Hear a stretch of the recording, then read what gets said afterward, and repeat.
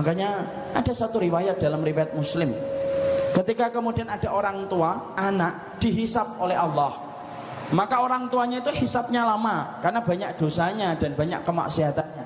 Kemudian anaknya hisapnya ringan, karena hisapnya ringan maka kemudian anak itu langsung melewati sirat dan sampai di depan pintu surga. Anak itu ketika mereka sudah di depan pintu surga, maka Allah itu kemudian berfirman kepada anak-anak solih tersebut yang sudah menyelesaikan hisabnya, tinggal melangkahkan kaki untuk masuk ke dalam surga. Anak-anak itu kemudian melihat ke dalam surga, lalu kemudian mereka belum menjumpai orang tuanya. Allah berfirman kepada anak-anak itu, udkhulul jannata, masuklah kamu ke surga.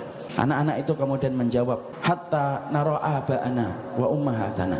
Kemudian mereka berkata, ya Allah, kami tidak bisa masuk surga ya Allah sebelum kami menjumpai bagaimana bapak dan ibu kami.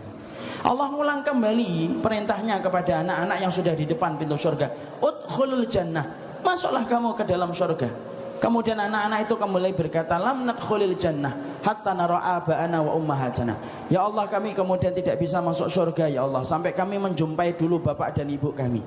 2 kali kemudian anak-anak Eden belum mau untuk masuk surga, sampai kemudian Allah memberi izin syafaat kepada anak-anak mereka yang ada di depan pintu surga. Anak-anak itu kemudian memberikan syafaat kepada orang tuanya, lalu orang tuanya diringankan hisabnya oleh Allah setelah kemudian mereka mendapatkan syafaat dari putra-putri mereka.